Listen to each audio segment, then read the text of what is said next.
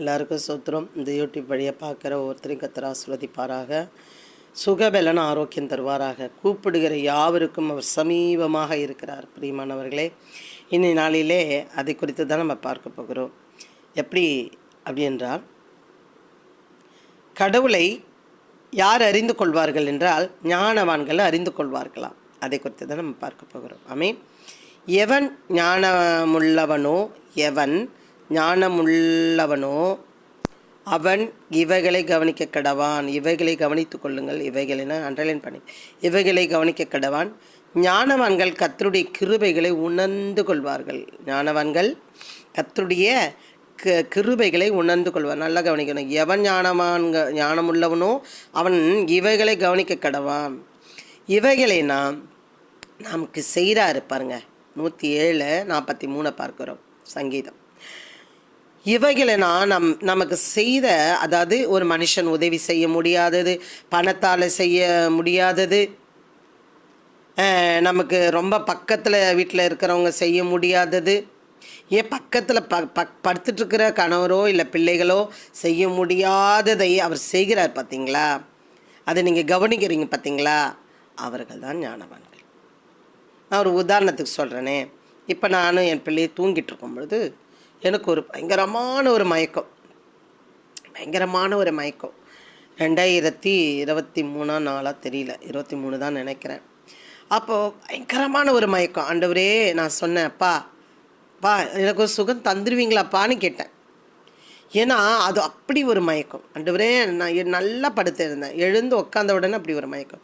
ஆண்டவரே, எனக்கு சுகம் தந்துடுவீங்களாப்பா அப்படின்னு தான் கேட்டேன். ஏன்னா அவ்வளோ தருவாரோ அப்படின்ற ஒரு இது, தரமாட்டாரோன்ற மாதிரி அப்படி தாங்க முடியல.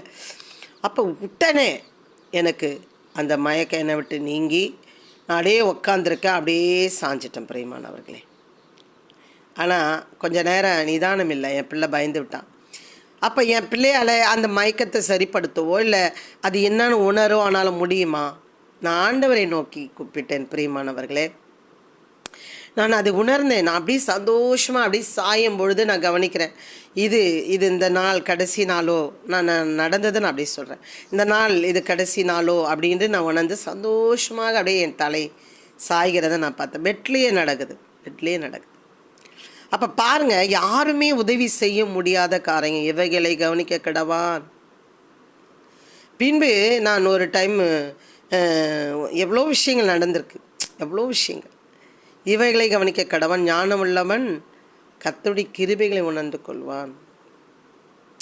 ஒரு சொத்து பிரச்சனை, நான் அதுக்காக ஜெபிக்கிறேன். ஆண்டவரே, நான் கூப்பிட்டா யாரும் வரமாட்டாங்க, நான் கூப்பிட்டா யாரும் வந்து செஞ்சு தரமாட்டாங்க, நான் என்ன செய்வேன் அப்படின்னு ஜெபித்தேன்.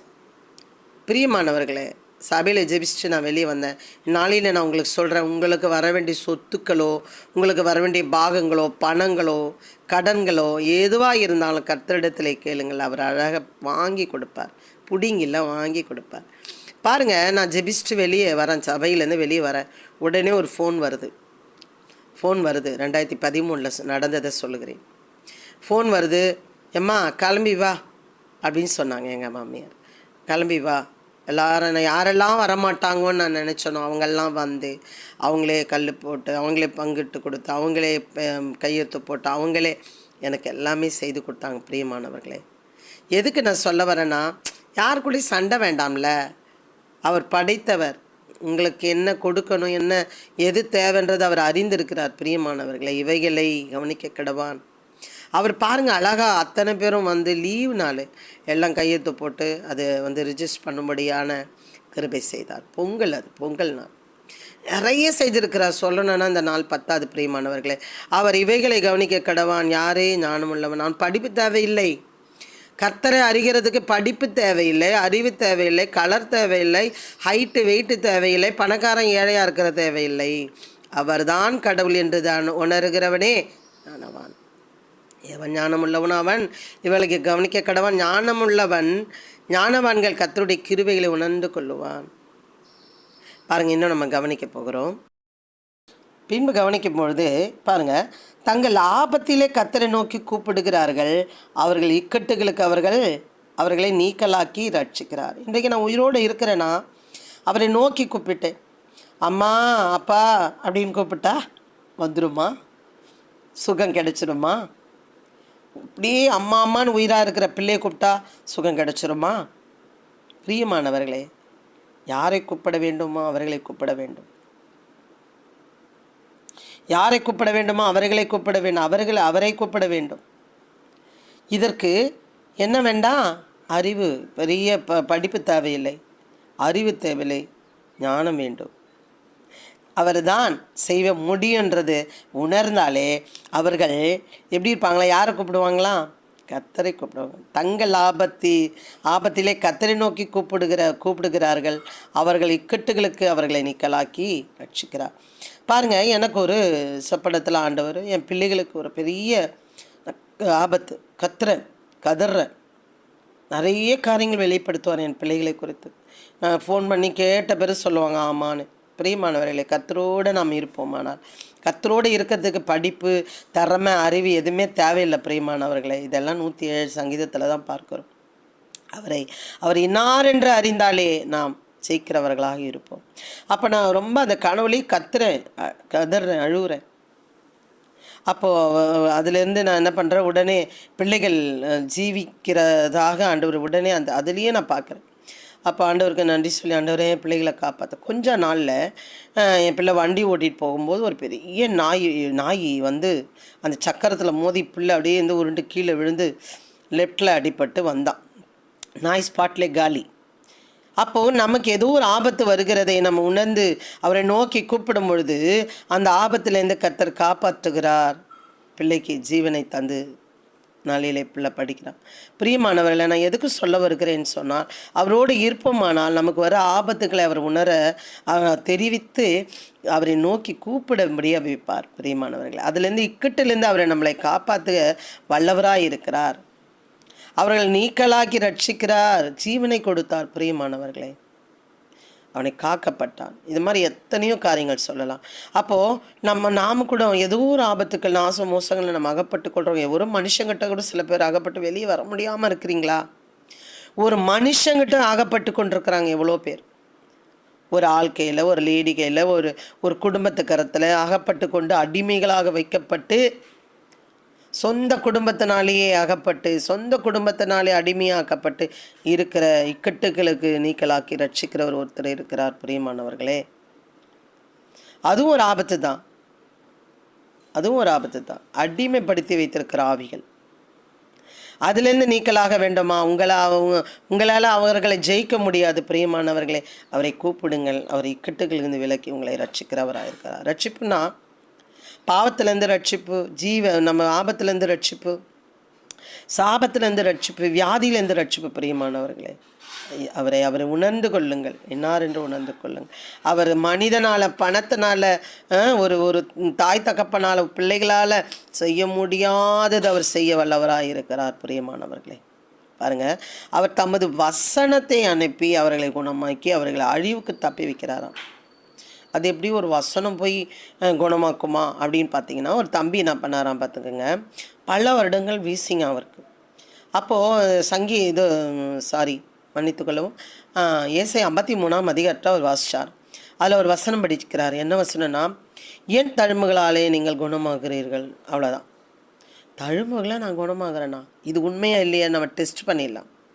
அப்படின்னு ஆண்டவரே நீ சொன்னீங்களே, என் தழும்புகளால் நீ குணமாறுகள், என் தழும்புகளால் குணமாறு சொன்னீங்களே, என்னை எனக்கு வியாதி என்னால் தாங்க முடியலையே, என்னை காப்பாற்றுங்கன்னு சொல்லி அந்த வசனத்தை சொல்லி ஜெபித்தாராம். பிரியமானவர்களே, என்ன நடந்தது தெரியுங்களா? அவருக்கு எப்போ போச்சுன்னே தெரியல. அவர் பூரண சுகத்தை பெற்றேன்னு சொல்லி நான் சாட்சி கேட்டேன். பிரியமானவர்களே, இப்படி ஏகப்பட்ட சாட்சிகளை நான் யூடியூப் வழியாக இந்த நாளையில் ஆண்டவர் பார்க்க முடிய கிருபை செய்திருக்கிறார். அவர் தமது வசனத்தை அனுப்பி அவர்களை குணமாக்கி அவர்களை அழிவுக்கு தப்பி வைக்கிறாராம். ஆமென்.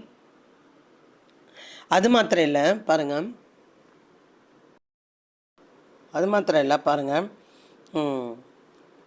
பெற்றுக்கொள்ளும்பொழுது கர்த்தரை துதிக்க வேண்டும் பிரியமானவர்களே. பெற்றுக்கொண்டு நன்றி கெட்டவர்களாக நாம் இருக்கக்கூடாது. சின்ன விஷயங்கள் கூட கிடைக்காத எத்தனை பேர் அலைந்து திரிந்து கொண்டிருக்கிறார்கள். நாம் பெற்றுக்கொண்டதை கர்த்தருக்கு சாட்சியாக சொல்லி தாபரிக்க வேண்டும். சாட்சிகளை சொல்லி நம்ம அநேக பேருக்கு நம்ம ஒரு சாட்சியுள்ள வாழ்க்கை, அவர்தான் கடவுள், அவர் செய்ய முடியும்னு சொல்லி நம்ம துதிக்கிறவர்களாக இருக்க வேண்டும் பிரியமானவர்கள். கர்த்தரை துதிங்கள், அவர் நல்லவர், அவர் கிருபை என்றும் உள்ளது. பெற்றுக்கொண்டதை சொல்லுங்கள், அவரை துதிக்க வேண்டும். கர்த்தரால் சத்துருவின் கைக்கு நீக்கலாக்கி மீட்கப்பட்டு கிழக்கிலும் மேற்கிலும் வடக்கிலும் தெற்கிலும் உள்ள பல தேசங்களிலும் இருந்து சேர்க்கப்படுவார்கள். அப்பொழுது அப்படி சொல்ல கடவார்கள். எப்படி சொல்ல கடவார்கள்? சேர்க்கப்படுவார்கள். அப்படி சொல்ல கடவார்கள். அவரை நம்ம துதிக்கும்படியாக, மீட்கப்பட்டதை துதிக்கும்படியாக நாம் எங்கே போனாலும் நம்ம என்ன பண்ணணும்? துதிக்க வேண்டும். பிரியமானவர்களை பாருங்கள், அவருடைய கிருபை நிமித்தமும் மனுஷ புத்திரருக்கு அவர் செய்கிற அதிசயங்கள் நிமித்தமும் அவரை துதிப்பார்களாக. அவருடைய கிருபை நிமித்தம் மனுபுத்திரருக்கு அவர் செய்கிற அதிசயங்கள் நிமித்தம் அவரை துதிப்பார்களா. துதிக்க வேண்டும். மனுபுத்திரருக்கு அவர் செய்கிறதை அதிசயங்களை நிமித்தம் அவரை துதிக்க வேண்டும். அவர் நிர்மூடர் தங்கள் பாதக மார்க்கத்தாலும் தங்கள் அக்கிரமங்களினால் நோய் கொண்டு ஒடுங்கி போகிறார்கள். பாதக மார்க்கத்தார் அவர்கள் அறிந்து கொள்ள விருப்பமே கிடையாது. அவங்க எப்படி இருக்காங்க? தங்கள் அக்கிரமங்களினாலும் நோய் கொண்டு ஒடுங்கி போகிறார்கள். அந்த தங்கள் அக்கிரமத்திலே போக வேண்டும் என்பதற்காக அவர் வரவில்லை, மாறாக அக்கிரமத்தை நீக்கி நம்மளை காப்பாற்றவே வந்தார். பிரியமானவர்களே பாருங்கள், அவர்கள் ஆத்துமா சகல போஜனத்தினாலும் ஆரோசிக்கிறது, அவர்கள் மரண வாசல் பரியந்தம் சமீபமாக இருக்கிறார்கள். அவங்களோட ஆத்துமா எப்படி இருக்குதா? மரண வாசல் பரியந்தம் சமீபிக்கிறார்கள். போய் சேர்ற வரைக்கும் அவங்க என்ன பண்ணுறதில்ல, எதையும் கண்டுக்கிறதில்ல, சாப்பிட்றது, தூங்குறது. தங்கள் ஆத்துமா சகல போஜனத்தையும் ஆலோசிக்கிறது, அவர்கள் மரண வாசல் பரியந்தம் சமீபிக்கிறார்கள். தின்னும் விதி வந்தால் சாவும், அந்த வெந்ததை சாப்பிடுன்னு சொல்லுவாங்க பாரு, அப்படி இருந்து போகிறார்கள். அது அல்ல, அவர் வசனத்தை அனுப்பி அவர்களை குணமாக்கி அவர்களை அழிவுக்கு தப்பிவிக்க தான் வந்தாரே தவிர அவர்களை அப்படி விட்டுவிட வரவில்லை. பிரியமானவர்களே, அவர் இன்னார் என்று அறிந்து கொள்ளுங்கள், குணப்படுங்கள். ரட்சிப்பு வேண்டுமென்றால் அவரை கூப்பிடுங்கள். பெற்றுக்கொண்டதை அவரை புகழ்ந்து பேசுங்கள். அதிசயங்கள் நிமித்தம் அவரை துதியுங்கள். கர்த்தர் உங்களை ஆசீர்வதிப்பாராக. God bless you. கர்த்தர் உங்களை ஆசீர்வதிப்பாராக. ஆமென். அல்லேலூயா.